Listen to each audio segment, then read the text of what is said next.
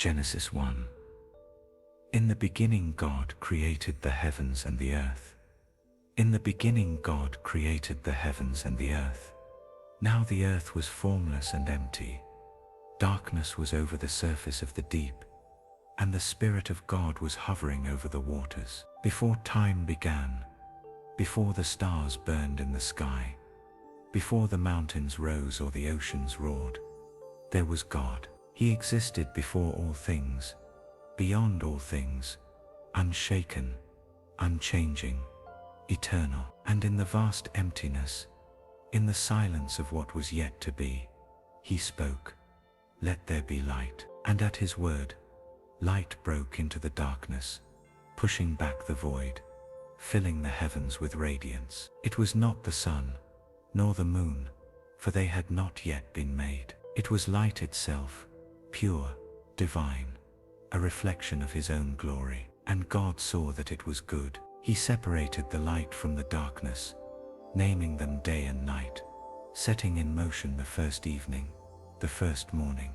the first day. But the earth was still without shape, covered in deep waters, a world waiting to be formed. And so God spoke again, "Let there be a vault between the waters to separate water from water." At his command, the heavens stretched out, the sky unfolded, and the waters were divided. Below the seas churned, above the sky spread wide, a canopy over the earth. And it was the second day, yet still the world was not complete. The waters covered everything, and there was no place for life to dwell. So God called forth the land, "Let the water under the sky be gathered to one place, and let dry ground appear." The seas pulled back, and from the depths the earth rose, mountains towering, valleys stretching, plains rolling. And God named the dry land earth, and the gathered waters seas. Then he spoke again, "Let the land produce vegetation, seed-bearing plants and trees on the land that bear fruit with seed in it,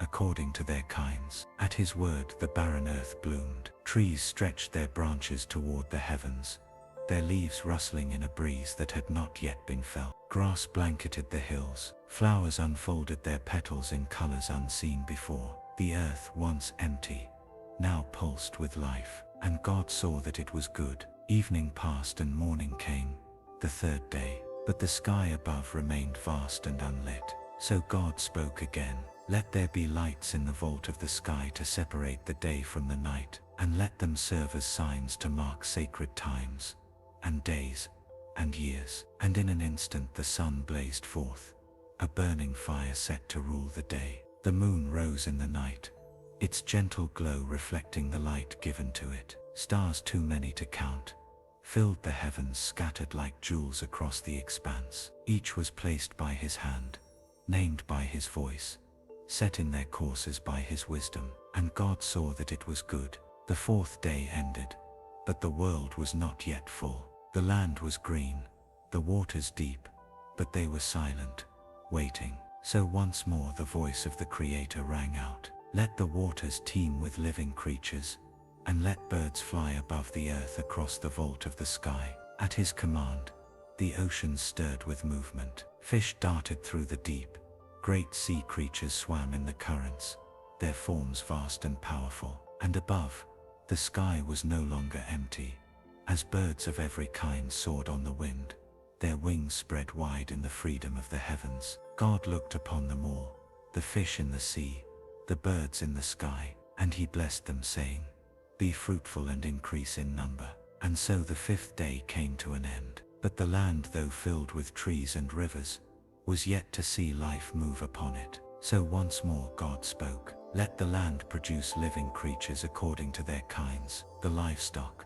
the creatures that move along the ground, and the wild animals, each according to its kind." And at his word, the earth stirred with motion. Beasts of every kind stepped forth, mighty lions, swift deer, gentle lambs. The ground shook as great creatures roamed, while small ones scurried in the grass. The land, once silent, now echoed with the sounds of life. And God saw that it was good. Yet the work was not complete. Creation had been formed, the world had been filled, but it was missing something, someone. So the Lord of all spoke again, "Let us make mankind in our image, in our likeness, so that they may rule over the fish in the sea, and the birds in the sky, over the livestock, and all the wild animals, and over all the creatures that move along the ground." And so from the dust of the earth, God formed man. With his own hands, he shaped him, and with his own breath, he gave him life. Man opened his eyes,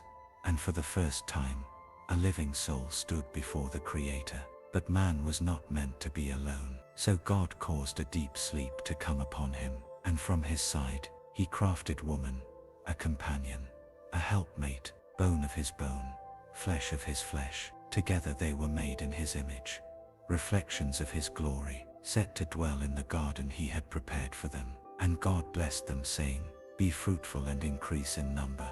Fill the earth and subdue it." He gave them dominion over all creation, calling them to rule with wisdom and care. And then as he looked upon everything he had made, the sky, the seas, the land, the creatures and mankind, he saw that it was not just good, it was very good. Evening passed and morning came, the sixth day. And on the seventh day God rested, not because he was weary, for the Almighty does not grow tired, but because the work was complete, the world was formed, life had begun, and his creation was whole. And so he blessed the seventh day, and made it holy, a day of rest, a day of reflection, a reminder that all things find their purpose in him. The story of creation is not just the story of the world's beginning. It is the story of a God who speaks life into nothingness, who brings light into darkness, who shapes the formless, and calls it good. And just as he formed the heavens and he is still formed the heavens and the earth, he is still forming, still creating, still bringing forth new things. So when you feel empty, when your world feels formless and void, remember this: the same God who spoke the universe into existence is speaking still, and he is making all things new. Genesis 22. Abraham's ultimate test and God's perfect provision.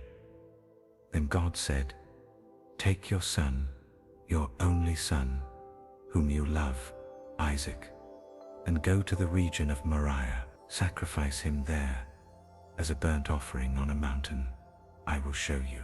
There are moments in life when faith is tested, when the promises of God seem to stand at odds with his commands, when obedience requires stepping into the unknown. For Abraham, this was that moment. Isaac was the child of promise, the son through whom God had said nations would come. He was a miracle, born to Abraham and Sarah in their old age, a fulfillment of the Lord's word. And yet now the same God who had given Isaac was asking for him to be given up. The command was clear, but the reason was not. Why would God ask such a thing? Why require such a sacrifice? The questions must have swirled in Abraham's heart, but the scriptures tell us nothing of his doubt, only of his obedience. Early the next morning, Abraham got up and loaded his donkey. He took with him 2 of his servants and his son Isaac. There was no delay, no argument, no hesitation, just quiet obedience. For 3 days, Abraham journeyed toward the place God had shown him. 3 days of walking, of thinking, of wrestling with the weight of what lay ahead. Yet through it all, he pressed on, trusting that somehow, some way, God would provide. On the 3rd day, the mountain came into view. "Stay here with the donkey," Abraham told his servants, "while I and the boy go over there. We will worship, and then we will come back to you."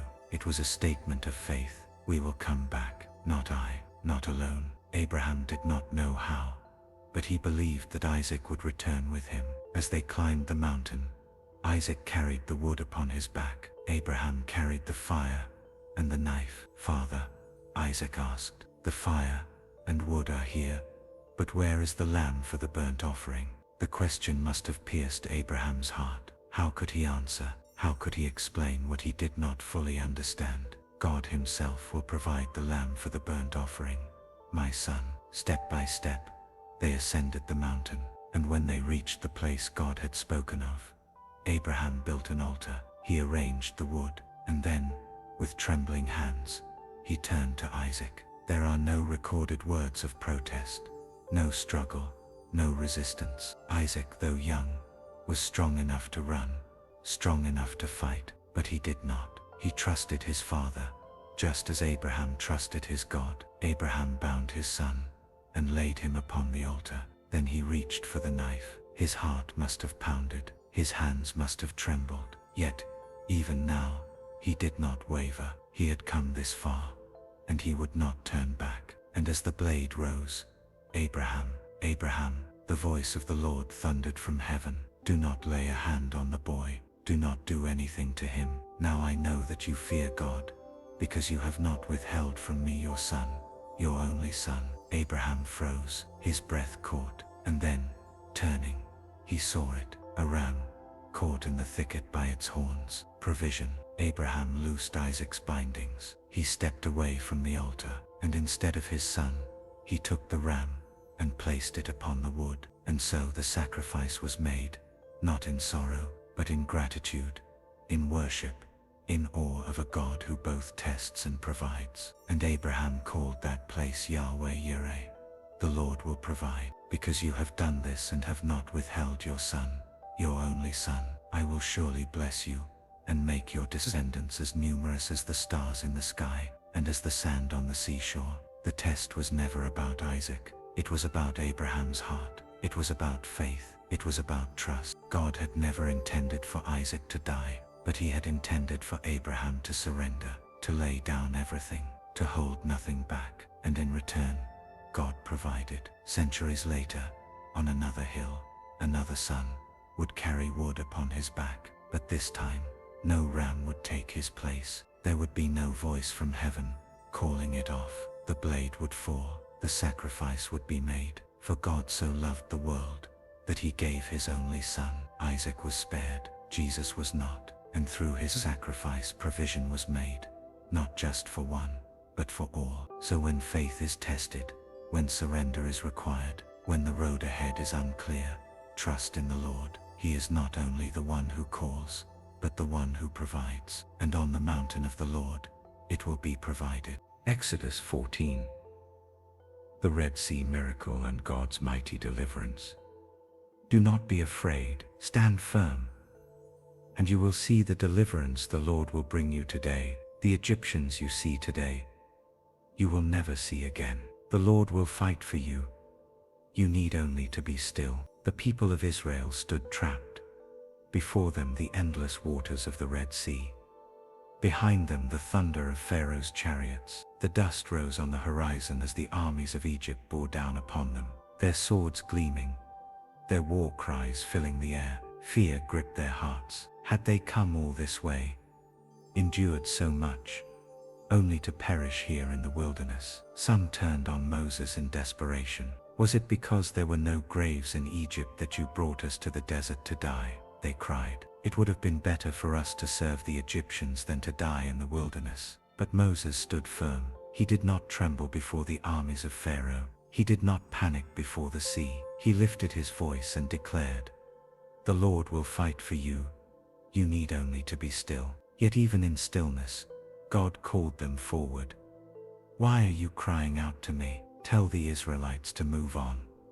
And then the Lord spoke to Moses, "Raise your staff and stretch out your hand over the sea to divide the water, so that the Israelites can go through on dry ground." Moses obeyed, and the wind began to rise. A mighty east wind blew across the waters, churning the sea, splitting it apart. The waters rose on either side, walls of liquid towering high, held back by the unseen hand of God. A path was made. Dry ground lay before them, stretching into the distance, a way where there had been no way. And so the people stepped forward. Step by step they walked through the sea, the sound of the waves roaring beside them, held back only by the power of the Almighty. The cloud of the Lord moved behind them, standing between Israel and the armies of Egypt, shrouding them in darkness while light shone upon his people. Pharaoh's heart remained hardened. He would not let them go. With fury he ordered his chariots forward, commanding his men to pursue the Israelites into the very midst of the sea. But the Lord was watching. As the Egyptians raced into the passage, confusion struck their ranks. Wheels jammed, chariots swerved wildly. The soldiers panicked. "Let us flee from the Israelites," they cried. The Lord is fighting for them against Egypt. Then the voice of the Lord thundered once more, "Stretch out your hand over the sea, so that the waters may flow back over the Egyptians." And Moses obeyed. The moment the last Israelite stepped onto the far shore, the walls of water began to collapse. The sea roared, rushing back into its place, swallowing the chariots, the horses, the warriors of Pharaoh's mighty army. The waters covered them. Not one of them survived. And so on that day, the Lord delivered Israel from the hand of Egypt. They stood upon the far shore, their feet planted on freedom's ground, their chains left behind in the depths of the sea. The people saw the great power of the Lord, and they feared him, and they believed. Then Moses and the Israelites lifted their voices in song. "The Lord is my strength and my defense.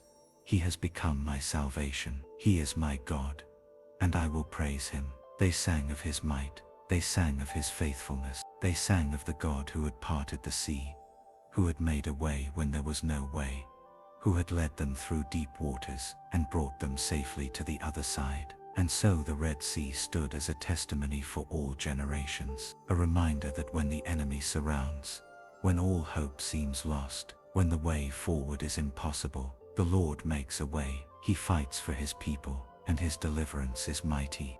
Deuteronomy 31. Be strong and courageous, for the Lord goes before you. Be strong and courageous. Do not be afraid or terrified because of them. For the Lord your God goes with you. He will never leave you nor forsake you.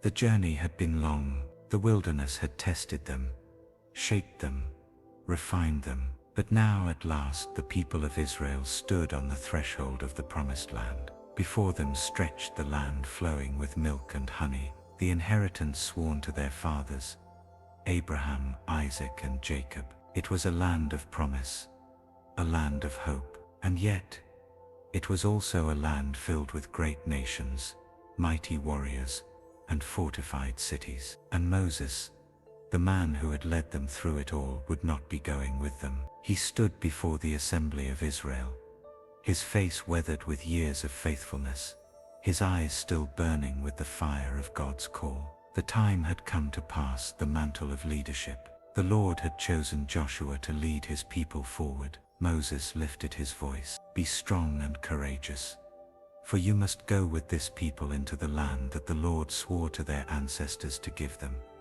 and you must divide it among them as their inheritance. His words echoed across the gathered multitude. The people listened in solemn silence. Fear stirred in their hearts. How could they go on without Moses? How could they stand against the nations before them?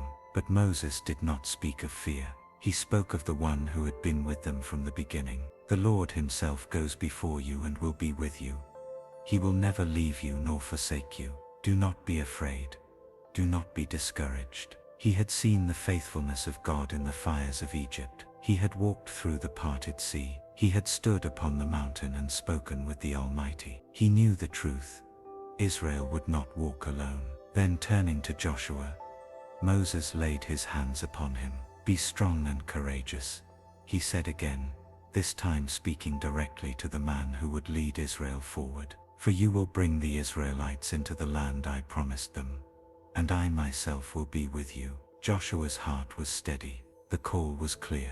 The Lord had spoken, and his promise would not fail. Then Moses wrote down the law and entrusted it to the priests, the keepers of the covenant. He commanded them, at the end of every 7 years, read this law before all Israel. Gather the people, men, women and children, so they may learn to fear the Lord your God and follow his words. The covenant was not only for today, it was for generations to come. The time of Moses was drawing to a close, but the faithfulness of God would remain. Then the Lord himself spoke to Moses. You will rest with your ancestors, and these people will soon turn away from me. They will chase after other gods and break the covenant I made with them. On that day, disaster will come upon them, and they will say, the Lord is not with us. Moses' heart grew heavy. He had led these people through trials and miracles, through faithfulness and rebellion. Yet the Lord knew what lay ahead. Israel would falter, they would stray, but even in their unfaithfulness, he would not forget them. Now write down this song and teach it to the Israelites, the Lord commanded. It will be a witness for me against them, and when trouble comes, this song will remind them of who I am. So Moses wrote the words of the song and spoke them to the people, a song of remembrance, a song of warning, a song of promise. And then, before all Israel, Moses gave his final charge. Take to heart all the words I have declared to you today, so that you may command your children to obey them. They are not just idle words for you, they are your life. The people stood in silence, their eyes fixed upon their leader, the man who had walked with God, who had led them through the wilderness, who had stood in the presence of the Almighty. He had carried them this far, but the journey ahead was theirs to take. And as they stepped forward into the land of promise, into the unknown, they carried these words in their hearts. Be strong and courageous. Do not be afraid, for the Lord your God goes with you. He will never leave you nor forsake you. Joshua 1. Do not fear, for God is with you. Wherever you go, have I not commanded you? Be strong and courageous. Do not be afraid. Do not be discouraged, for the Lord your God will be with you wherever you go. The wilderness was behind them. For 40 years Israel had wandered, waiting for the promise to be fulfilled. They had seen the mighty hand of God in the plagues of Egypt, in the parting of the Red Sea, in the manna that fell from heaven. They had followed the pillar of cloud by day and the fire by night. But now, everything was about to change. Moses, their leader, the one who had spoken face to face with God, was gone, and before them stretched the land they had longed for, the land promised to their fathers, the land of blessing, of inheritance, of destiny. Yet it was also a land of great challenges. There were mighty nations to be driven out, fortified cities to conquer, giants to stand against. And now, the burden of leadership rested upon one man, Joshua, son of Nun. The Lord spoke to Joshua, his voice strong and sure. Moses, my servant is dead. Now then, you and all these people, get ready to cross the Jordan, into the land I am giving to them. The weight of the task was heavy. How could Joshua lead these people? How could he follow in the footsteps of Moses, the great prophet of God? But the Lord did not call him to rely on his own strength. I will give you every place where you set your foot, just as I promised Moses. No one will be able to stand against you all the days of your life. As I was with Moses, so I will be with you. I will never leave you nor forsake you. The promise was clear. Joshua did not walk alone. Be strong and courageous, the Lord said, because you will lead these people to inherit the land I swore to their ancestors to give them. But strength and courage would not come from military might or human wisdom. Be strong and very courageous. Be careful to obey all the law my servant Moses gave you. Do not turn from it to the right or to the left, that you may be successful wherever you go. Victory would come not through the sword, but through obedience. Keep this book of the law always on your lips. Meditate on it day and night, so that you may be careful to do everything written in it. Then you will be prosperous and successful. The path was clear. Trust in the Lord. Walk in his ways and fear nothing. Then the Lord spoke again, his words echoing like a mighty wind. Have I not commanded you? Be strong and courageous. Do not be afraid. Do not be discouraged, for the Lord your God will be with you wherever you go. The promise of God was not just for Joshua, it was for all of Israel. Joshua rose, his heart steady, his spirit strengthened by the voice of the Almighty. He turned to the officers of the people and gave the command, go through the camp and tell the people, get your provisions ready. 3 days from now, you will cross the Jordan here to go in and take possession of the land the Lord your God is giving you for your own. The time of waiting was over. The time of wondering had come to an end. Now was the time to step forward in faith. Then Joshua called the tribes of Reuben, Gad and the half-tribe of Manasseh. Remember the command that Moses, the servant of the Lord, gave you, he said. The Lord your God is giving you rest and has granted you this land. But all your fighting men, ready for battle, must cross over ahead of your fellow Israelites to help them. After the Lord gives them rest, you may return to your own land. The people answered Joshua with one voice, Whatever you have commanded us we will do, and wherever you send us we will go. Just as we fully obeyed Moses, so we will obey you. Only may the Lord your God be with you as he was with Moses." And with those words, the people of Israel prepared to move forward. The Jordan lay ahead, a barrier before the promise, but they would not cross it alone. For the same God who had led them through the sea, the same God who had sustained them in the wilderness, was the same God who now went before them. Do not be afraid. Do not be discouraged. For the Lord your God will be with you wherever you go. And with that promise they stepped forward into the unknown, into the promise, into the future God had prepared for them. 1 Samuel 17. David defeats Goliath, and the battle belongs to the Lord. All those gathered here will know that it is not by sword or spear that the Lord saves.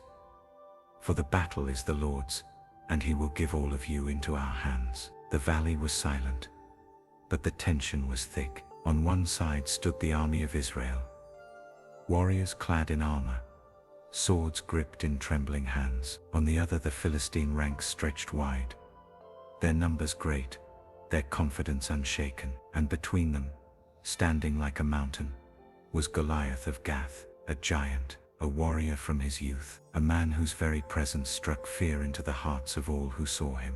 Every day for 40 days he stepped forward, his voice like thunder rolling through the valley. "Why do you come out and line up for battle? Am I not a Philistine?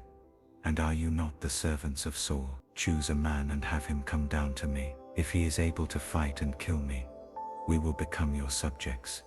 But if I overcome him and kill him, you will be our subjects and serve us." And every day Israel remained silent. King Saul, once mighty in battle, said nothing.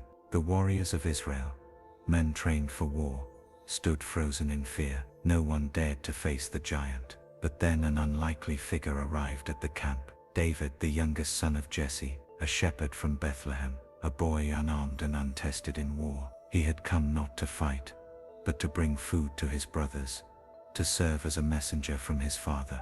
But when he arrived, he heard the voice of the giant, mocking, defying, taunting not just Israel, but the Lord himself. And something stirred within him. Who is this uncircumcised Philistine, that he should defy the armies of the living God? The soldiers scoffed. His brothers rebuked him. "Why have you come down here? And with whom did you leave those few sheep in the wilderness? I know how conceited you are, and how wicked your heart is. You came down only to watch the battle." But David was not deterred. He was taken before King Saul, and with unwavering faith he spoke, "Let no one lose heart on account of this Philistine. Your servant will go and fight him." Saul looked at him, young, small, unarmored. "You are not able to go out against this Philistine and fight him. You are only a young man, and he has been a warrior from his youth." But David stood firm. "Your servant has been keeping his father's sheep. When a lion or a bear came and carried off a sheep from the flock, I went after it, struck it and rescued the sheep from its mouth. When it turned on me, I seized it by its hair, struck it, and killed it. The Lord who rescued me from the paw of the lion and the paw of the bear, will rescue me from the hand of this Philistine." Saul, seeing the fire in his eyes, relented. "Go, and the Lord be with you." They brought armor for David, a sword, a helmet, a coat of mail. But when he tried to walk, it was too heavy. He could not fight with what was not his. He removed it all. Instead he took his staff, chose 5 smooth stones from the stream, placed them in his pouch, and with a sling in hand, went to meet the giant. Goliath laughed when he saw him. "Am I a dog, that you come at me with sticks?" he roared. "Come here, and I'll give your flesh to the birds and the wild animals." But David did not waver. "You come against me with sword and spear, and javelin, but I come against you in the name of the Lord Almighty, the God of the armies of Israel, whom you have defied. This day the Lord will deliver you into my hands, and I'll strike you down and cut off your head. This very day I will give the carcasses of the Philistine army to the birds and the wild animals, and the whole world will know that there is a God in Israel. All those gathered here will know that it is not by sword or spear that the Lord saves, for the battle is the Lord's, and he will give all of you into our hands." Then Goliath moved forward, David did not step back. He ran toward the giant. Reaching into his bag, he pulled out a single stone, placed it in his sling, and released it. The stone flew fast and true, guided by the hand of the Lord. It struck Goliath in the forehead. The giant staggered, his towering form swayed, and then he fell. Silence filled the valley. David ran to him, took the giant's own sword, and with one swift stroke, ended the battle. And in that moment, all of Israel knew it was not the strength of a warrior that had won. It was not the power of an army. The battle belonged to the Lord. Fear turned to courage, doubt turned to faith, and the name of the Lord was lifted high. 2 Kings 4. The widow's oil and God's overflowing provision. The jar of oil will not run dry until the day the Lord sends rain on the land. There are moments in life when all seems lost, when the weight of burdens is too heavy, when the last of what we have slips through our fingers, and when hope feels like a distant memory. For a certain widow, this was such a moment. Her husband had been a man of God, a faithful servant among the prophets, but now he was gone. Death had taken him, and with him, their security, their stability, their provision. All that remained was debt, and the creditors had come knocking. In those days, to owe what could not be paid was a terrible thing.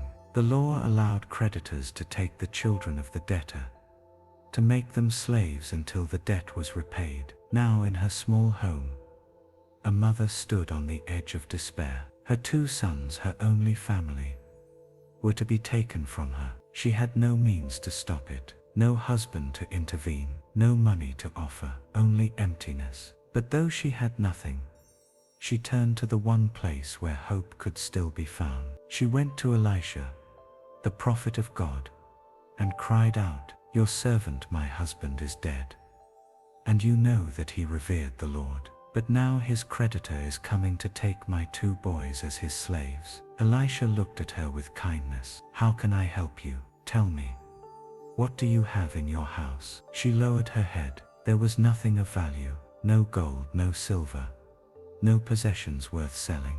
"Your servant has nothing there at all," she said, "except a small jar of oil." A small jar, a little oil, not enough to sell, not enough to feed her family, hardly enough to be noticed. But God sees what we overlook, and what seems too little in the hands of man is more than enough in the hands of God. Elisha smiled. "Go around and ask all your neighbors for empty jars. Don't ask for just a few. Then go inside and shut the door behind you and your sons. Pour oil into all the jars, and as each is filled, put it to one side." It made no sense. How could one small jar fill many? How could something so little become something so great? But faith does not wait for logic. Faith obeys. The widow went. She and her sons knocked on doors, asking for jars, empty, unused, waiting to be filled. They gathered as many as they could carry. Then with trembling hands she closed the door behind them.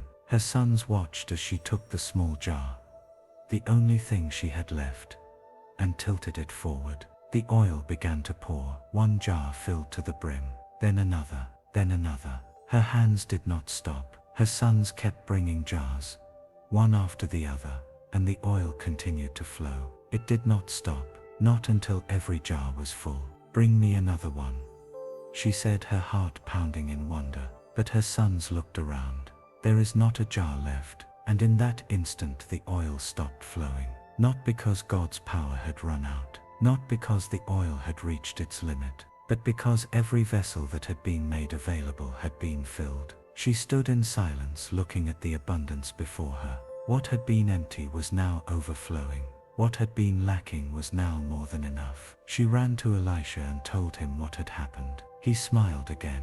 "Go sell the oil and pay your debts. You and your sons can live on what is left." A miracle had taken place, not in the palace of kings, not in the courts of the wealthy, but in the home of a desperate widow. Her lack had been turned to abundance. Her sorrow had been turned to joy. Her children, once destined for slavery, were now free. And it had all begun with a small jar of oil. God's provision is never limited by what we have. It is not measured by our resources, nor constrained by our circumstances. He takes what little we bring, what little we offer, and He multiplies it beyond what we can imagine. But the question remains, are we bringing Him empty jars? Are we coming to Him in faith, making room for His blessing, preparing for His provision? Because the oil only stops when there are no more vessels left to fill. And in the hands of the Almighty, even the smallest jar can become an endless source of blessing. Nehemiah 8. The joy of the Lord is your strength and salvation. Do not grieve, for the joy of the Lord is your strength. There are moments in life when the weight of the past lingers, when the burdens of yesterday press heavy upon the soul, and when even victory feels bittersweet. For the people of Israel, this was such a moment. The walls of Jerusalem, once broken and burned, now stood strong again. Nehemiah had led them through opposition, through hardship, through relentless attacks from their enemies. With swords in one hand and tools in the other, they had rebuilt what had been torn down. But their journey was not just about stones and gates. It was about restoration of their city, of their faith, of their identity as the people of God. And now, as the work was finished, it was time to gather. On the first day of the 7th month, the people came together from every corner of Jerusalem, standing shoulder to shoulder in the open square before the water gate. Their hearts were hungry, not for food, but for the word of God. They called for Ezra the scribe, the teacher of the law, to bring out the book of the law of Moses, the words that had been given to their ancestors, the covenant that had been forgotten in exile, the commands that had been neglected for generations. And as the sun rose, Ezra stood before them, unrolling the sacred scroll. The people stood in reverence. He began to read. Hour after hour, from morning until midday, his voice carried through the air. The Levites moved among the crowd, helping the people understand, explaining the meaning of the words so that all could hear, all could grasp the truth of what was being spoken. And as the words sank in, something stirred within them. Conviction, sorrow, tears, for they had strayed, they had forgotten, they had lived their lives apart from the commands of the Lord, apart from His ways, apart from the truth. And now, as they stood before the book of the law, they saw clearly the depth of their sin. A sound rose among them, not of joy, but of weeping. The people mourned. They grieved for what had been lost. They cried out in sorrow, heads bowed, faces covered. But Ezra and Nehemiah did not rebuke them. They did not condemn them. Instead, Nehemiah stepped forward, his voice filled with authority, yet full of compassion. This day is holy to the Lord your God. Do not mourn or weep. The people lifted their eyes. Go and celebrate, he continued.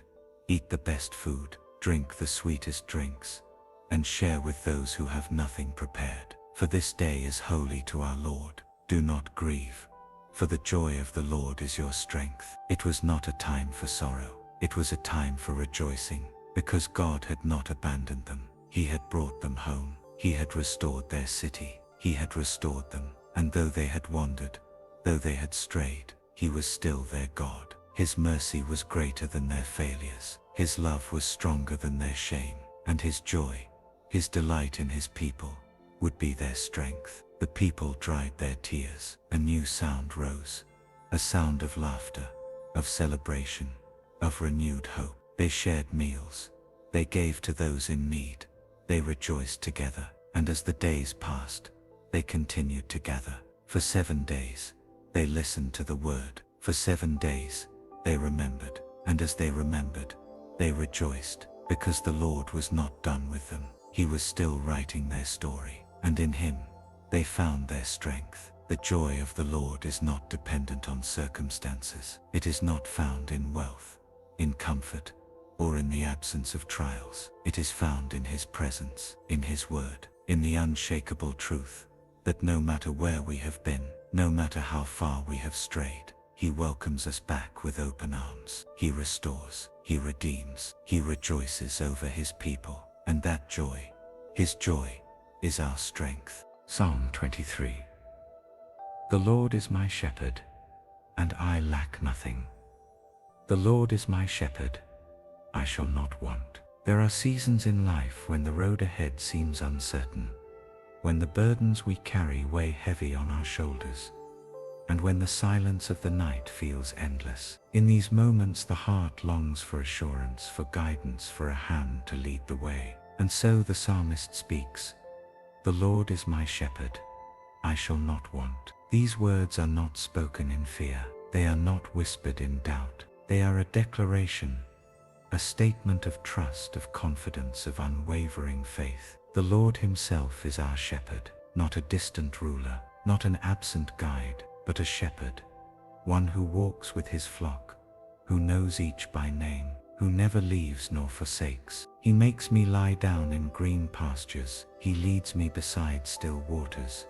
He restores my soul. The world moves fast. The weight of life presses in. Worry, fear, and exhaustion creep into the soul, leaving it weary and dry. But the shepherd knows what his sheep need. He does not drive them forward with force. He leads them with gentleness. He brings them to green pastures, places of rest, of nourishment, of abundance. He leads them beside still waters, waters that refresh, that restore, that bring life once more to the soul. Where the world brings anxiety, he brings peace. Where the heart feels empty, he restores. He guides me along the right paths for his name's sake. Life is a journey, a path with many turns, many choices, many unknowns. It is easy to stray, to wander, to lose our way. But the shepherd does not abandon his flock. He leads them, not aimlessly, not without purpose, but along the right path,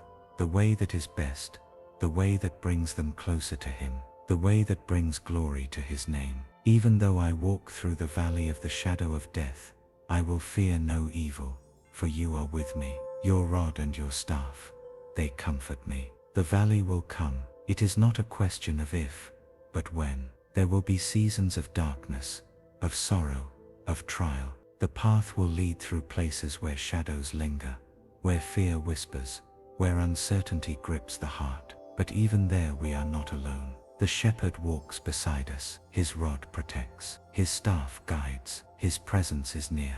And because he is near, fear has no power. The valley is not our destination. It is part of the journey. But the shepherd leads us through it. You prepare a table before me in the presence of my enemies. You anoint my head with oil. My cup overflows. The battle is real. The enemy surrounds. The struggle is fierce. Yet even in the midst of it, the Lord prepares a table, a feast, a place of peace in the face of opposition. The enemy may watch, may scheme, may try to bring harm, but they cannot take away what the shepherd has given. He anoints our heads with oil, marking us as his own. He fills our cup, not just to the brim, but overflowing. What he provides is not just enough, it is more than enough. Surely goodness and mercy will follow me all the days of my life, and I will dwell in the house of the Lord forever. The journey does not end in the valley. It does not end in the battle. It does not end in the trials of this life. It ends in his presence. Goodness and mercy are not fleeting. They are not temporary. They are not here today and gone tomorrow. They follow us every day, every step, every season. And at the end of it all, beyond the pastures, beyond the valley, beyond the struggles of this life, there is a home prepared for us. A place where we will dwell, not for a moment, not for a season, but forever. The Lord is our shepherd, and because he is, we lack nothing. Psalm 91. Under the shadow of the Almighty and divine protection, whoever dwells in the shelter of the Most High will rest in the shadow of the Almighty.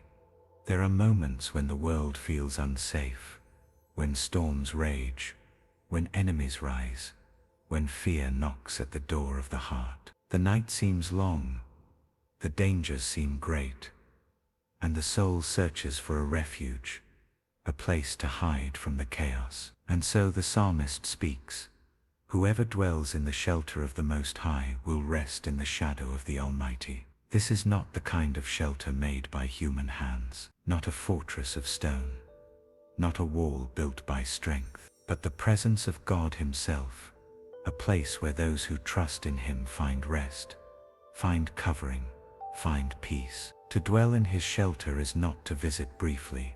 It is to remain, to abide, to make him the place of refuge, the home of the soul. I will say of the Lord, he is my refuge and my fortress, my God, in whom I trust. There are many things in life that promise security, wealth, power, knowledge, strength, but they are fleeting. They crumble in the face of true danger. The Lord alone is the refuge that never fails, the fortress that never falls, the shelter that never wavers. And to those who put their trust in him, he gives this promise: surely he will save you from the fowler's snare and from the deadly pestilence. There are unseen dangers, traps set in secret, enemies that seek to destroy. There are plagues that strike without warning, troubles that come unannounced. Yet the Lord delivers. He sees what we do not. He protects from what we cannot fight alone. He will cover you with his feathers, and under his wings you will find refuge. His faithfulness will be your shield and rampart. Like a mother bird shielding her young, the Lord draws his children close. He covers them, wraps them in his love, shelters them from the storm. His faithfulness is the shield that stands before them. His truth is the armor that guards their way. You will not fear the terror of night, nor the arrow that flies by day, nor the pestilence that stalks in the darkness, nor the plague that destroys at midday. Fear lurks in the shadows. It whispers in the dark. It moves in unseen places, seeking to unsettle, to weaken, to shake the heart. But the one who dwells in the shelter of the Most High does not need to be afraid, not of the night, not of the battle, not of the disease, not of the unknown. For the Lord is their defense. 1,000 may fall at your side, 10,000 at your right hand, but it will not come near you. You will only observe with your eyes and see the punishment of the wicked. Trouble may surround you, the enemy may advance, destruction may strike on every side, but those who take refuge in the Lord stand firm. The storms may rage, but they will not be shaken. The battle may come, but they will not be defeated, for their security is not found in their own strength, but in the God who fights for them. If you say, the Lord is my refuge, and you make the Most High your dwelling, no harm will overtake you, no disaster will come near your tent, for he will command his angels concerning you to guard you in all your ways. The Lord's protection is not distant, it is near, it is personal. His angels are sent to watch over his people, to keep them in his care, to guard their steps. They are never alone, never unprotected, never beyond his reach. They will lift you up in their hands, so that you will not strike your foot against a stone. You will tread on the lion and the cobra. You will trample the great lion and the serpent. Even in the presence of danger, victory is certain. The lion roars, but it cannot devour. The serpent strikes, but it cannot harm.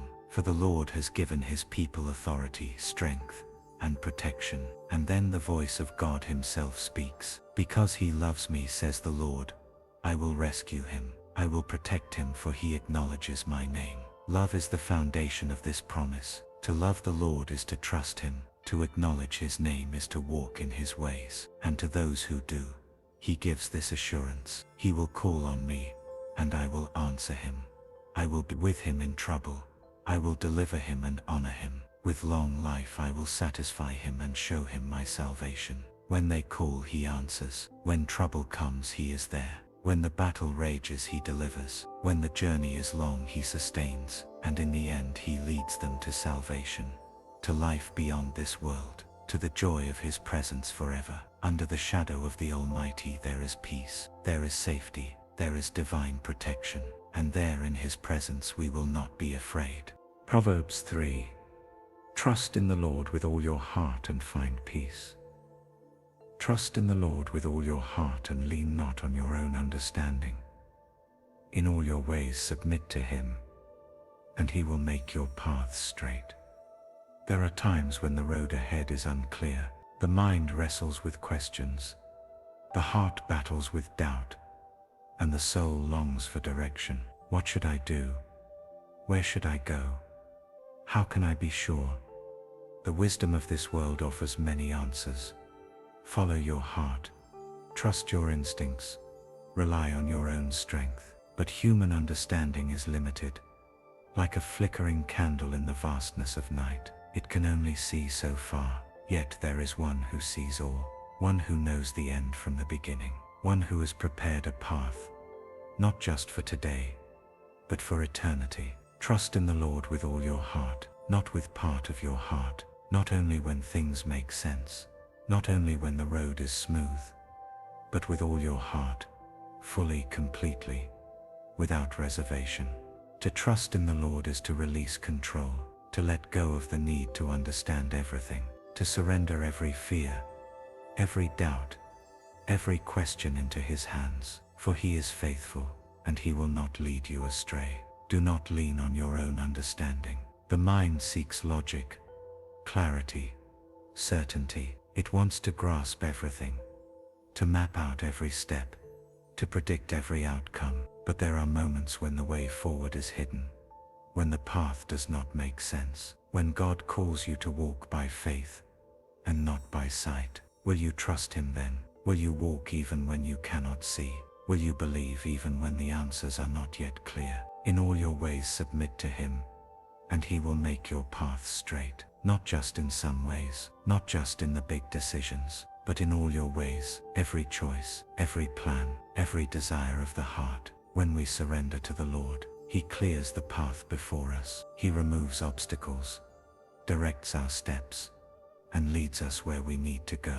It may not always be the way we expected. It may not always be the road we would have chosen, but it will always be the best path, for He is guiding it. Do not be wise in your own eyes. Fear the Lord and shun evil. This will bring health to your body and nourishment to your bones. Pride whispers that we know best, that we can rely on ourselves, that we have all the answers. But wisdom begins with humility, with the recognition that God's ways are higher than ours. His knowledge is greater. His understanding is perfect. To walk in His ways is to find life, peace, and strength. Honor the Lord with your wealth, with the first fruits of all your crops. Then your barns will be filled to overflowing, and your vats will brim over with new wine.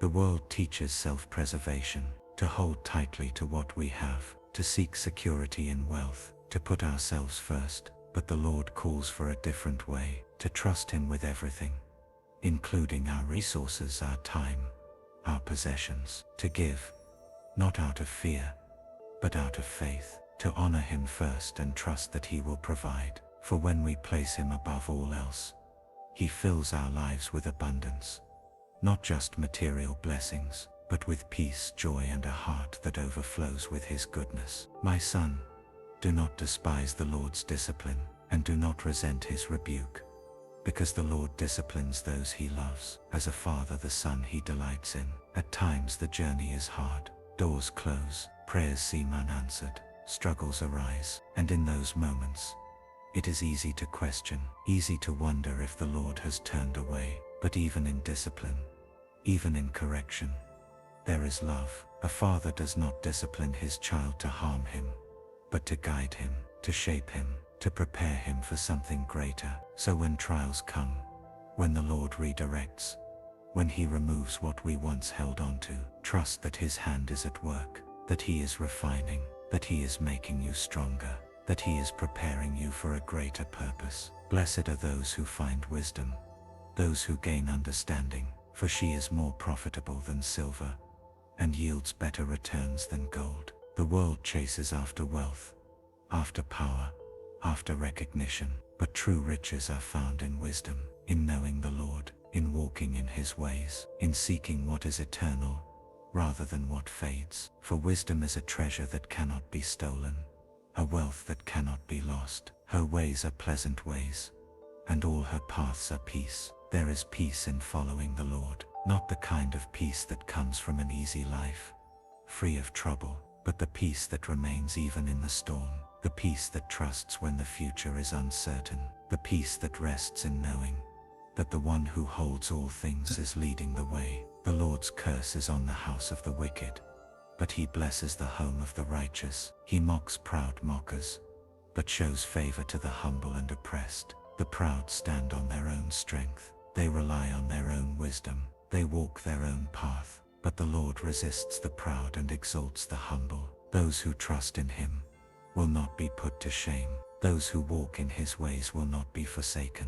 Those who seek him with all their heart will find him. The wise inherit honor, but fools get only shame. To trust in the Lord is not only to find peace for today, it is to walk in blessing for all eternity, to be guided by his wisdom, to rest in his provision, to know that no matter where the road leads, he is faithful, he is leading, he is good, and in him there is peace. Ecclesiastes 3. A time for everything. And God's perfect timing. There is a time for everything, and a season for every activity under the heavens. The wind whispered through the golden fields, carrying with it the scent of earth and time itself. The sun, high in the sky, moved in its course, steady and unwavering. Seasons shifted, leaves fell, rivers swelled, and the world turned on, unbothered by the worries of men. It was in these rhythms, these appointed moments, that Solomon, king, philosopher, and seeker of wisdom, found the great truth of time. There is a season for everything, a purpose for every moment under heaven, a time to be born, and a time to die, a time to plant, and a time to uproot, a time to kill, and a time to heal, a time to tear down, and a time to build. The words fell like waves upon the shore, undeniable in their truth. Life moved in patterns, ordained and unshaken, joy and sorrow, beginnings and endings, gain and loss, all interwoven, forming the great tapestry of existence. Solomon had seen much. He had tasted the sweetness of prosperity and felt the bitterness of toil. He had sought wisdom and found it, yet even wisdom could not grant him control over the hands of the divine clock. Time belonged to the Lord, and man could do nothing but walk within its boundaries. He continued, a time to weep, and a time to laugh, a time to mourn, and a time to dance. Every season had its place, every tear, every moment of laughter, every valley and mountaintop, all were appointed by the hand of the Almighty. To resist them was to resist the Creator himself, for who could change what God had set in motion? A time to scatter stones, and a time to gather them, a time to embrace, and a time to refrain from embracing. Change was inevitable. The hands that built would one day have to tear down. The hearts that embraced would one day have to let go. The river of time did not hold for the wishes of man, nor did it answer to his pleas. And yet, within its unrelenting flow, there was a deeper truth, a promise unspoken yet present in every shifting season. Solomon pondered this mystery. What do workers gain from their toil? I have seen the burden God has laid on the human race. Mankind toiled beneath the weight of time, striving, laboring, reaching for that which they could not grasp. Yet, even in this endless cycle, there was hope. For Solomon understood something profound. He has made everything beautiful in its time. He has also set eternity in the human heart. Yet, no one can fathom what God has done from beginning to end. The human soul longed for eternity. It reached beyond the boundaries of time, grasping for something lasting, something unchanging. And yet, the fullness of God's work remained hidden. Man could not see the beginning from the end, could not trace the divine design in its entirety. He could only trust that in its proper time, every piece would fall into place, every moment would find its meaning. So what was man to do? Solomon's answer was simple. I know that there is nothing better for people than to be happy, and to do good while they live, that each of them may eat and drink, and find satisfaction in all their toil. This is the gift of God, to embrace the season one was in, to find joy in the work of one's hands, to trust that the shifting of time was not chaos, but careful orchestration. For in the end, one truth remained unshaken. I know that everything God does will endure forever. Nothing can be added to it, and nothing taken from it. Time was not random.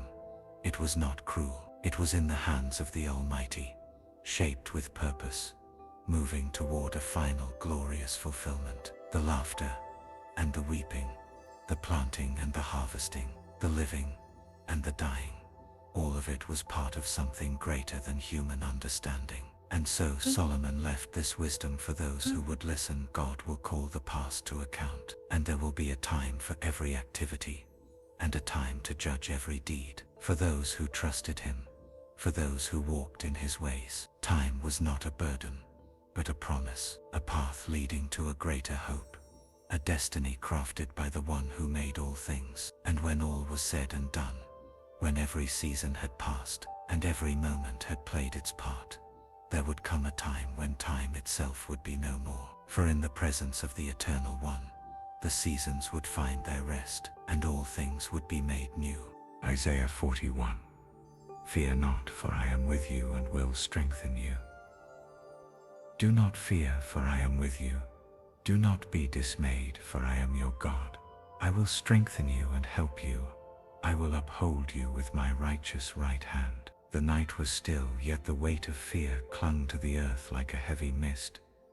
The people of Israel had seen hardship, had walked through trials, had tasted the bitterness of exile. Uncertainty clouded their future, and doubt crept into their hearts. Would they be forsaken? Would the Lord turn his face away? But then the voice of the Almighty broke through the silence. Be silent before me, you islands. Let the nations renew their strength. The nations trembled at his word. Kings and rulers fashioned idols from gold and silver, seeking security in the work of their hands. But their strength was nothing before the one who held all creation in his grasp.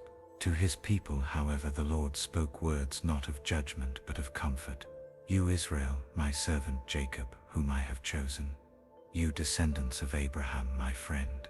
He had not forgotten them. He had not abandoned them to their enemies. They were his chosen ones, the seed of promise, the children of his covenant. And though the world around them shifted like sand, his love remained firm. I took you from the ends of the earth. From its farthest corners I called you. I said, you are my servant. I have chosen you and have not rejected you. Fear had no place among them. Worry had no hold on them. For the Lord himself had declared, do not fear, for I am with you. These were not empty words. This was not a fleeting reassurance. This was the unwavering truth spoken by the one who commanded the seas, who placed the stars, who held time in his hands. He was with them, not in part, not from a distance, but near, present, unwavering. Do not be dismayed, for I am your God. He was not just any God, not an idol carved by human hands, not a false deity who could not speak. He was their God, the God of Abraham, Isaac and Jacob, the covenant-keeping, promise-fulfilling, never-failing God. And he had made them a promise. I will strengthen you and help you. I will uphold you with my righteous right hand. Strength for the weary, help for the helpless, a firm hand to uphold those who stumbled. The enemies of Israel raged, their threats loud and full of pride. But before the Almighty they were as nothing. All who rage against you will surely be ashamed and disgraced.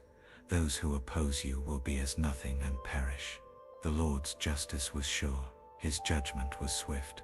Those who sought to destroy his people would themselves fall, their power crumbling like dust in the wind.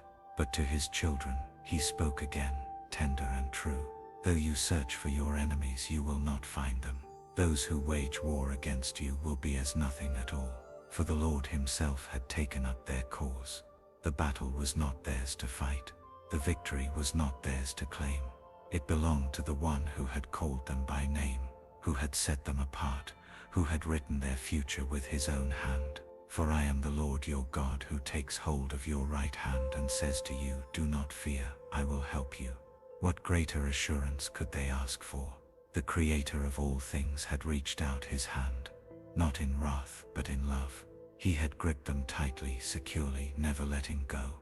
Do not be afraid, you worm Jacob, little Israel, for I myself will help you, declares the Lord your Redeemer, the Holy One of Israel. Though they felt small, weak, insignificant among the nations, the Lord saw them differently. They were not forgotten. They were not forsaken. They were His, and He was their Redeemer. The mountains trembled before Him. The rivers obeyed His voice, and in His hands, even the weakest became mighty. See, I will make you into a threshing sledge, new and sharp with many teeth. You will thresh the mountains and crush them, and reduce the hills to chaff.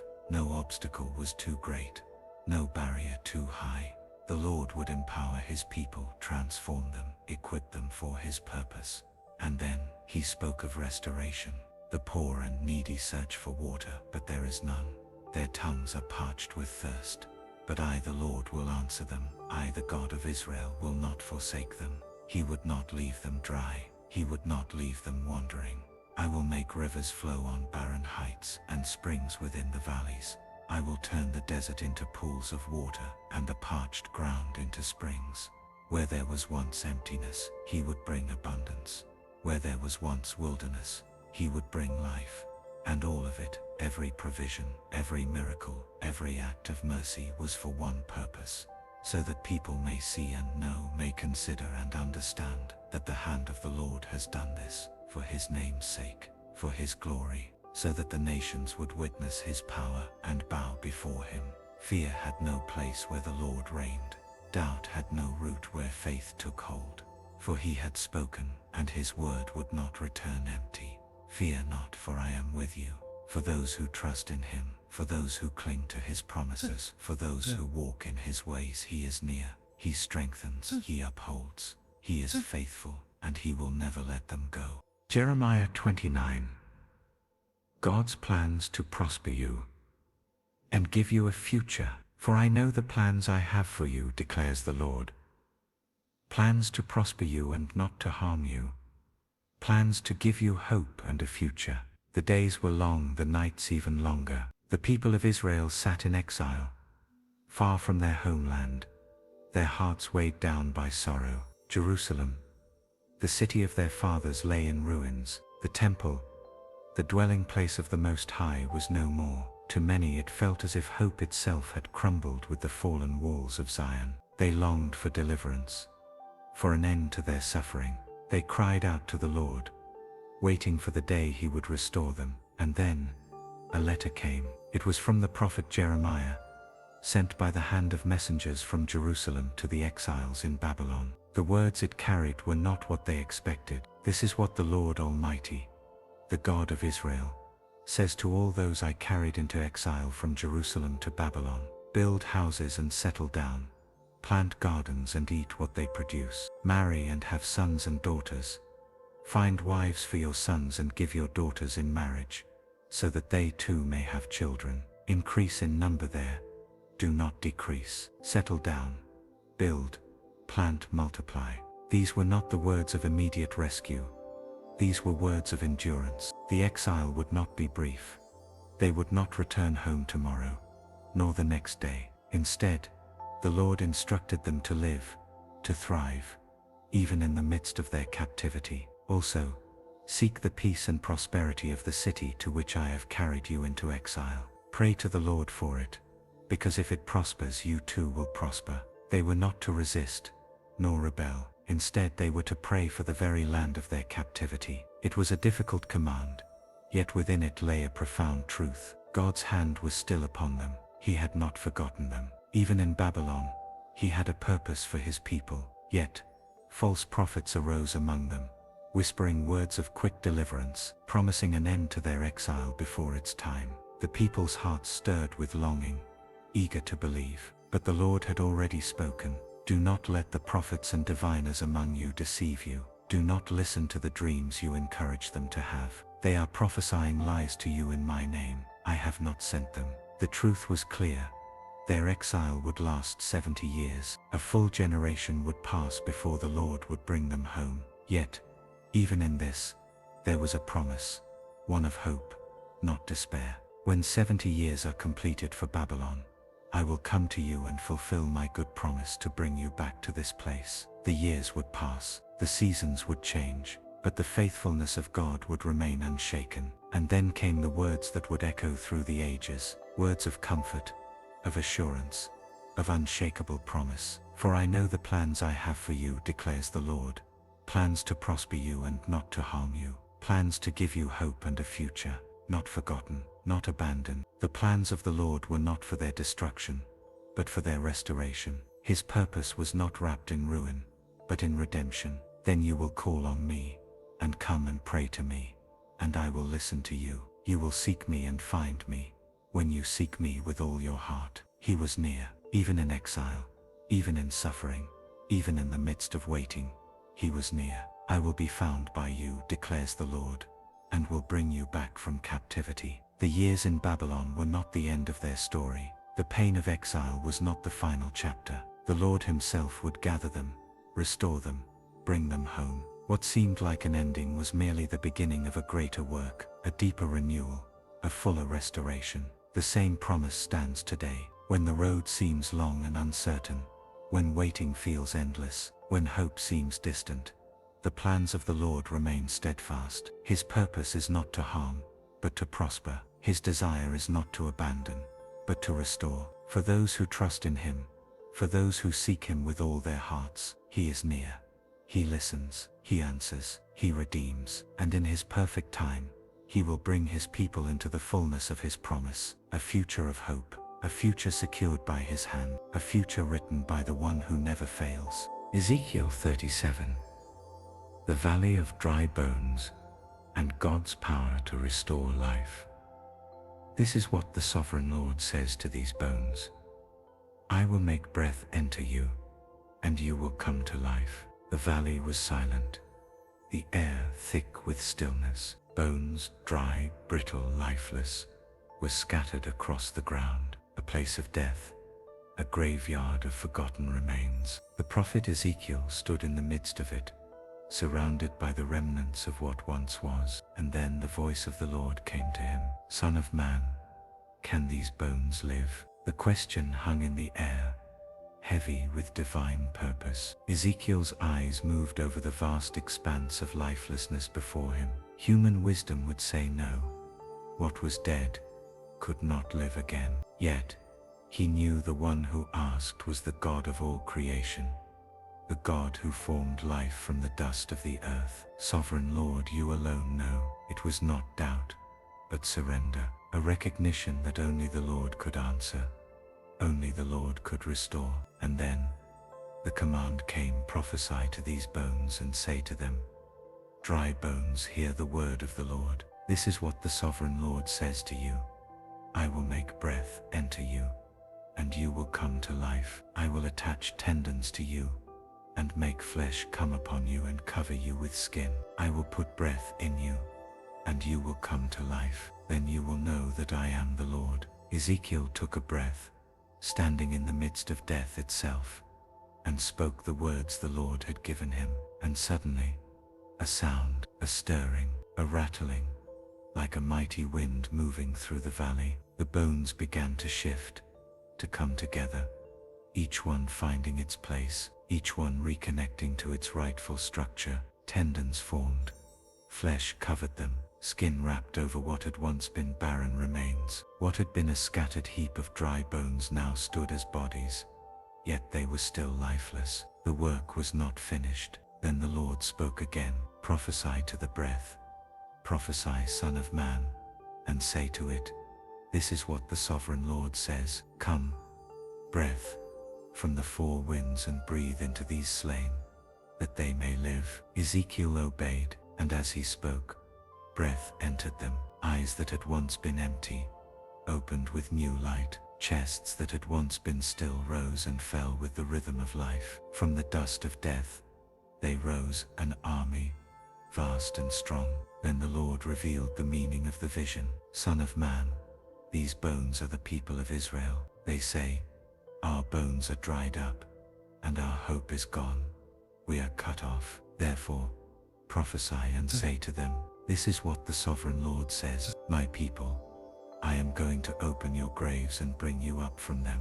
I will bring you back to the land of Israel. Hope had seemed lost, The people of Israel were scattered, broken, exiled. They had been conquered, their temple destroyed, their nation reduced to ruin. They saw themselves as dry bones, lifeless, and beyond restoration. But the Lord had not forgotten them. I will put my spirit in you, and you will live, and I will settle you in your own land. Then you will know that I, the Lord, have spoken, and I have done it. The promise was clear. Restoration was coming, not by human effort, but by the power of the Lord. What seemed dead would live again. What seemed lost would be found. What seemed impossible would be made possible by the breath of God. And so it is today. In the valleys of our lives, where hope feels distant and the future uncertain, the Lord still speaks. When dreams seem dried up, when faith feels weak, when the spirit grows weary, the breath of God remains the source of life. He calls what is dead to rise again. He restores what was broken. He breathes new strength into weary hearts. Nothing is beyond his power. No situation is too far gone. No life is too broken to be restored. For the same God who spoke to the dry bones still speaks today. I will put my spirit in you, and you will live. And when he speaks, life comes forth. Hope is restored. Faith is renewed. What once was dead rises again. For the Lord is faithful, and his promise remains. He will bring life to the dry bones. Daniel 3.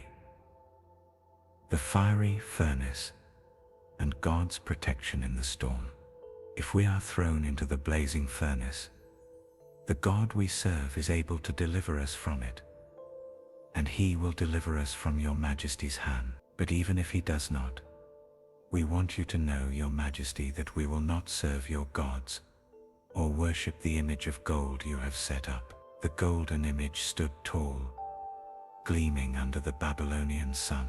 It towered over the plain of Dura, a symbol of King Nebuchadnezzar's power, a monument to his reign. The command had been given at the sound of music. All were to fall in worship before it. No exceptions, no defiance. But three men stood, Shadrach, Meshach, and Abednego, servants of the Most High God. Though exiles in a foreign land, they had not forgotten who they belonged to. Their hearts remained steadfast, their worship reserved for the Lord alone. The moment the music played, the crowds fell to their knees. The sound of flutes, lyres, harps and pipes filled the air. The masses bowed in submission, except for three. Word of their defiance reached the king's ears. Furious, Nebuchadnezzar summoned them. The fire of his wrath burned even before the furnace was lit. Is it true, Shadrach, Meshach, and Abednego, that you do not serve my gods or worship the image of gold I have set up? The threat was clear. If you do not worship it, you will be thrown immediately into a blazing furnace. Then what God will be able to rescue you from my hand? Silence hung in the air. The weight of the moment pressed down upon them. Before them stood the most powerful man in the world. Behind him, the roaring flames. But the three men did not waver. King Nebuchadnezzar, we do not need to defend ourselves before you in this matter. Their voices were steady, their faith unshaken. If we are thrown into the blazing furnace, the God we serve is able to deliver us from it, and he will deliver us from your majesty's hand.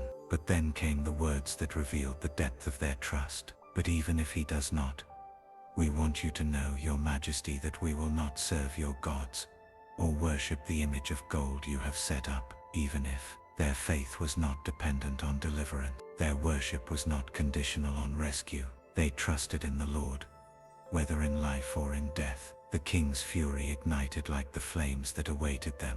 He ordered the furnace heated 7 times hotter, so hot that the soldiers who threw them in perished from the heat alone. Bound and helpless, Shadrach, Meshach, and Abednego fell into the fire. And then, a miracle.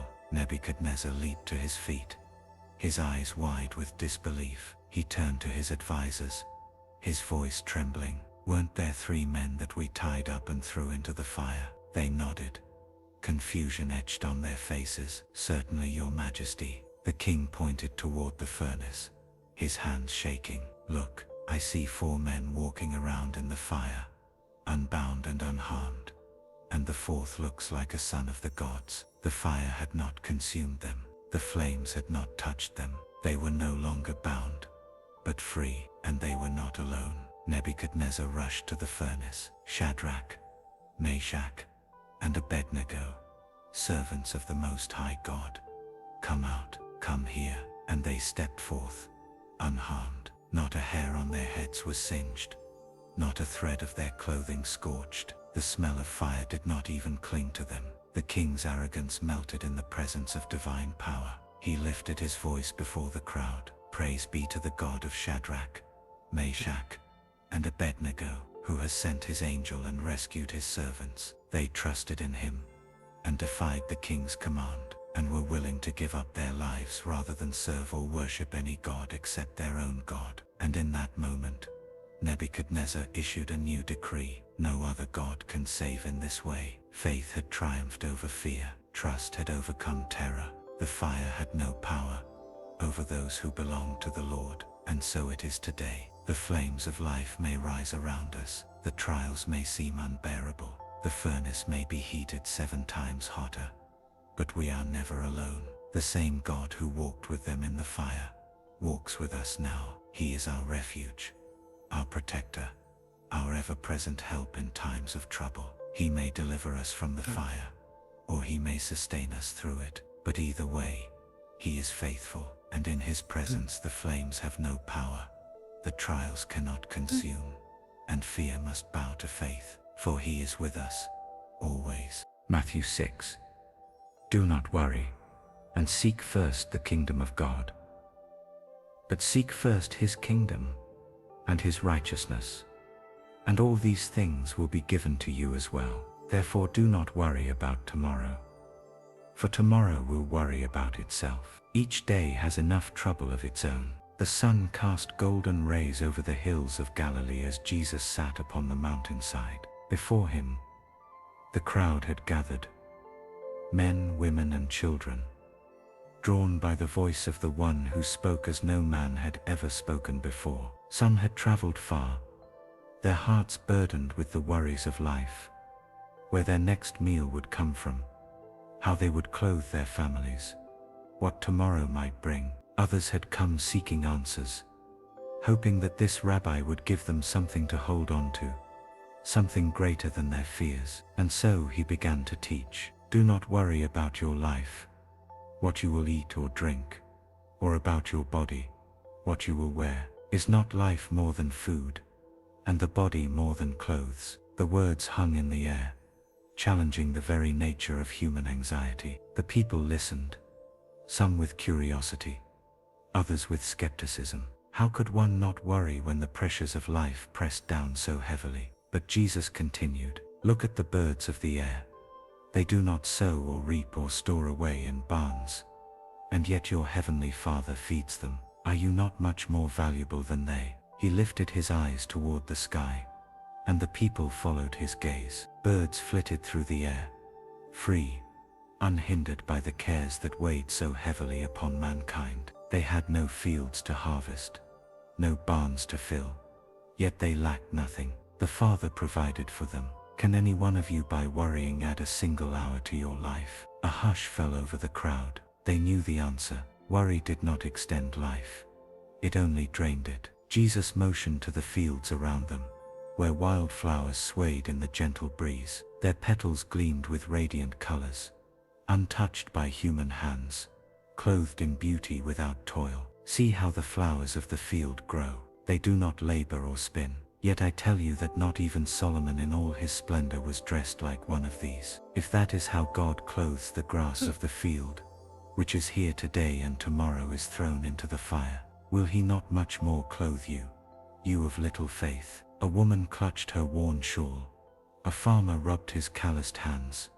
A fisherman glanced at his tattered robe. Had they doubted the care of the one who formed them? Had they spent their days in restless toil, forgetting the faithfulness of their Creator? Jesus' voice was gentle, yet firm. So do not worry, saying, what shall we eat? Or what shall we drink? Or what shall we wear? For the pagans run after all these things, and your heavenly Father knows that you need them." He paused, allowing the truth to settle within them.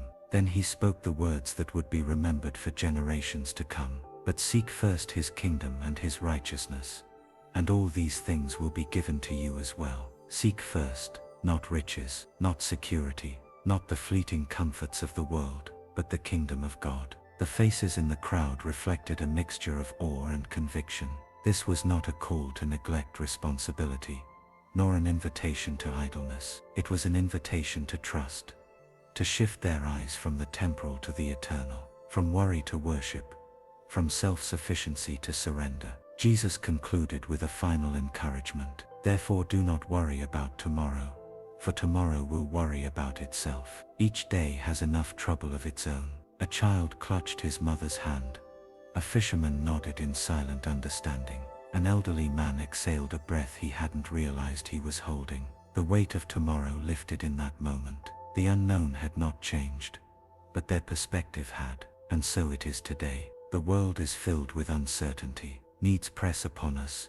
Responsibilities demand our attention. The future remains unwritten. Yet the same voice that spoke on that mountainside still speaks now. "Do not worry. Look at the birds. See the flowers. Your Father knows." To seek first his kingdom is not to ignore life's realities, but to trust that the one who holds all things will not fail to hold you. It is to surrender worry at the feet of the one who provides. It is to release tomorrow's burdens and rest in today's grace, for he is faithful, and when you seek him first, all else will fall into place. Luke 8.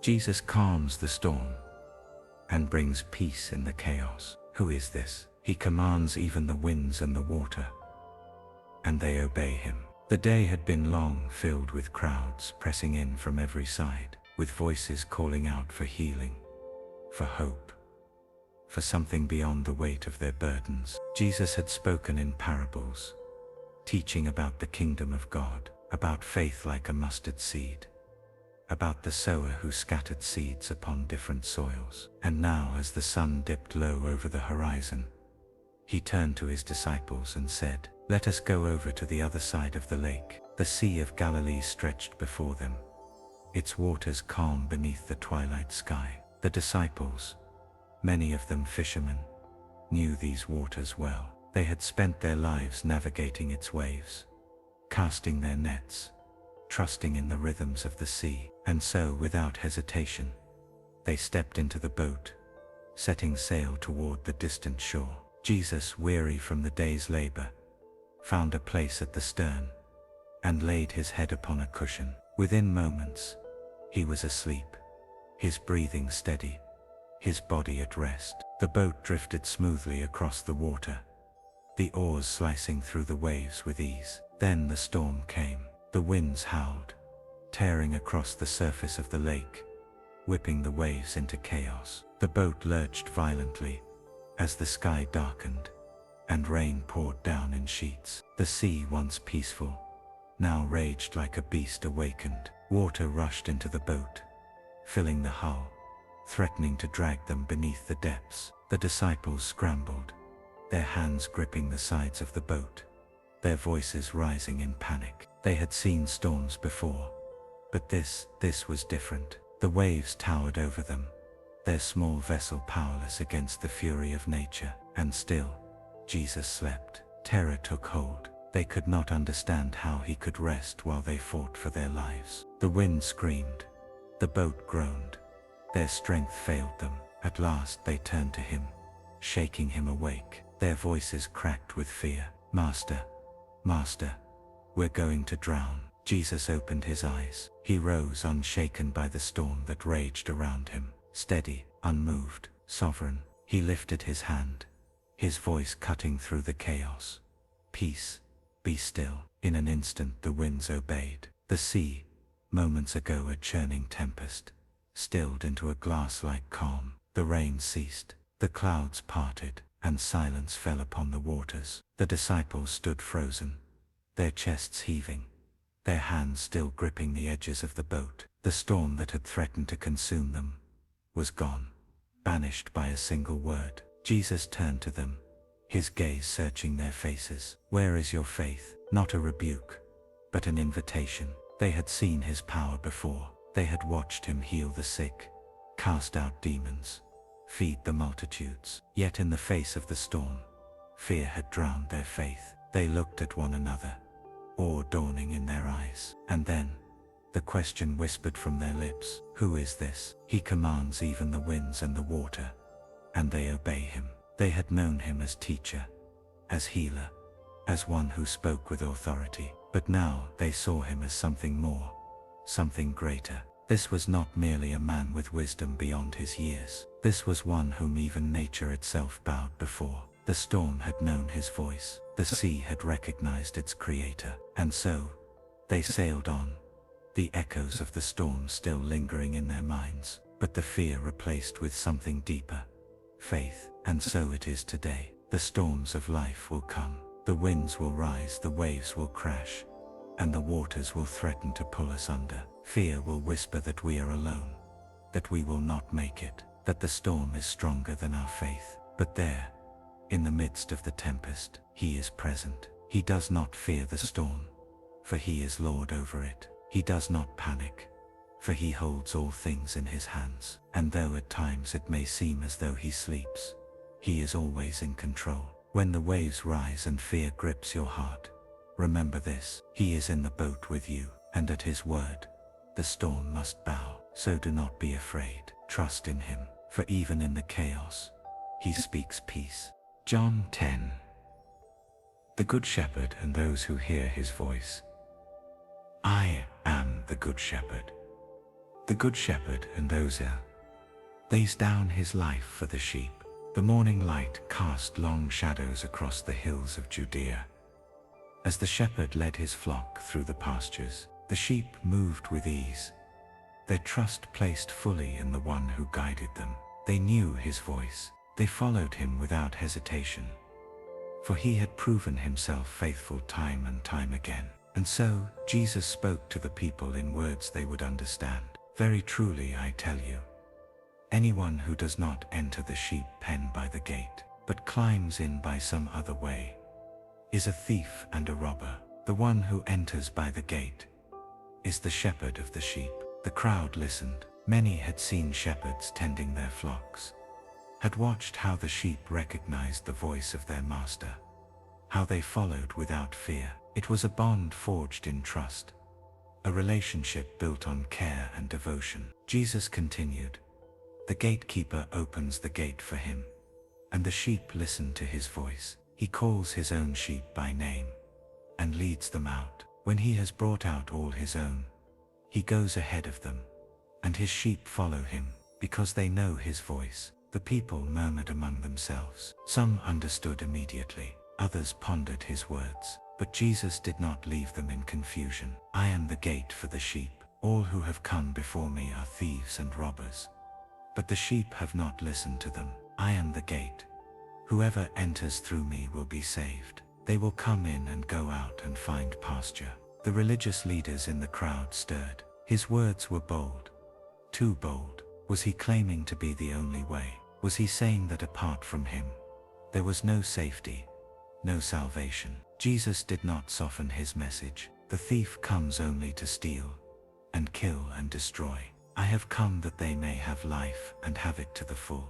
Life, not just existence, not just survival, but life, abundant, overflowing, whole. The people listened, their hearts stirring. And then, Jesus spoke the words that would be remembered for generations to come. "I am the Good Shepherd. The Good Shepherd lays down his life for the sheep, a shepherd who would die for his flock, not one who would flee at the first sign of danger, not one who would abandon them in the presence of wolves, but one who would stand, who would fight, who would sacrifice everything to protect them." The hired hand is not the shepherd, and does not own the sheep. So when he sees the wolf coming, he abandons the sheep and runs away. Then the wolf attacks the flock and scatters it. The man runs away because he is a hired hand and cares nothing for the sheep. But the Good Shepherd is different. "I am the Good Shepherd.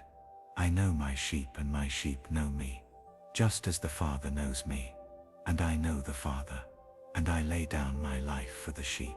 The words hung in the air, heavy with meaning. A shepherd laying down his life. What could he mean? But Jesus was not finished. I have other sheep that are not of this sheep pen. I must bring them also. They too will listen to my voice. And there shall be one flock, and one shepherd. One flock, one shepherd. A gathering of those who would hear his voice. Not just from Israel, but from every nation, tribe and tongue. He had come not for a few, but for all who would listen, all who would follow. The reason my Father loves me is that I lay down my life, only to take it up again. No one takes it from me, but I lay it down of my own accord. I have authority to lay it down, and authority to take it up again. This command I received from my Father. The people were divided. Some whispered among themselves, shaken by his words. Others scoffed, refusing to believe. And yet there were those who stood in quiet awe, sensing something deeper, something true. For those who had ears to hear, the message was clear. Jesus is the good shepherd. He is the one who calls, the one who leads, the one who protects. He does not abandon his flock. He does not run when danger comes. Instead, he stands in the gap, lays down his life, and ensures that his sheep are safe. And so it is today. Many voices call out, competing for our attention. The voices of the world, of fear, of distraction, of deception. But in the midst of the noise, his voice remains. My sheep listen to my voice. I know them, and they follow me. To follow him is to trust him. To listen to his voice is to know peace. To belong to him is to be protected, guided, and never abandoned. So listen, follow, for the Good Shepherd knows you by name, and he has laid down his life, so that you may have life to the full. Romans 8. Nothing can separate us from the love of God. For I am convinced that neither death nor life, neither angels nor demons, neither the present nor the future, nor any powers, neither height nor depth, nor anything else in all creation, will be able to separate us from the love of God that is in Christ Jesus our Lord. The sun dipped low over the hills, casting golden hues across the land. A warm breeze moved through the trees, whispering reminders of a love so vast, so deep, that nothing could break its hold. Paul's words echoed across the ages, a declaration of certainty, of confidence, of unshakable truth. There is now no condemnation for those who are in Christ Jesus. No condemnation for those who had wrestled with guilt, for those burdened by past sins, for those who had lived in fear of judgment. This was freedom, a promise that their failures no longer defined them, that Christ had done what they never could. The weight of sin had been lifted, the chains broken, the prison doors flung wide open, because through Christ Jesus the law of the Spirit, who gives life, has set you free from the law of sin and death. Freedom, not by human effort, not by works, not by striving, but by grace, by the Spirit, who breathed life into weary souls, who led them out of darkness into light. The old way, the way of flesh, of striving, of endless attempts to earn righteousness, had been replaced. Paul's words cut through the doubts and fears of those who listened. The mind governed by the flesh is death, but the mind governed by the Spirit is life and peace. Life and peace. How often had they longed for peace? How often had they been tossed by fear, by uncertainty,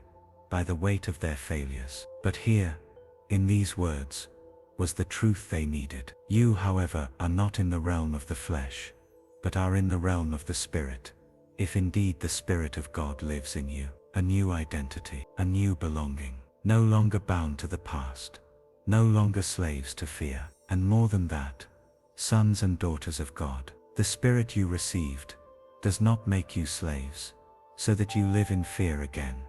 Rather, the Spirit you received brought about your adoption to sonship, and by him we cry, Abba, Father. A Father, not distant, not indifferent, but close. A Father who hears, who knows, who loves without condition. A Father whose love does not waver, whose embrace is always open, whose arms never grow weary of holding his children.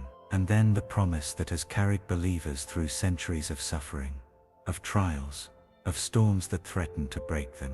I consider that our present sufferings are not worth comparing with the glory that will be revealed in us. Suffering would come.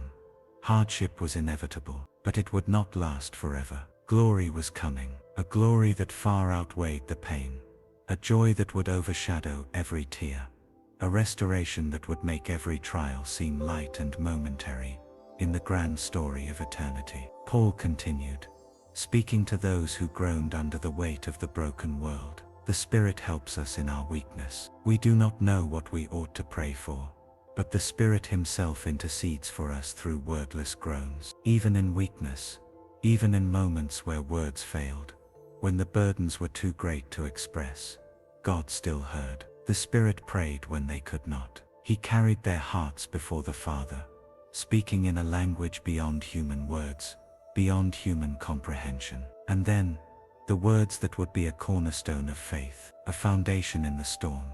And we know that in all things God works for the good of those who love Him, who have been called according to His purpose. All things, not just the good, not just the easy, but all things, even the pain, even the loss, even the unanswered prayers, and the shattered plans. He was working. He was weaving together something beautiful, something eternal, something beyond what human eyes could see. And then, the climax of the chapter, the words that would be spoken in times of doubt, whispered in moments of fear, declared in confidence by those who placed their trust in Him.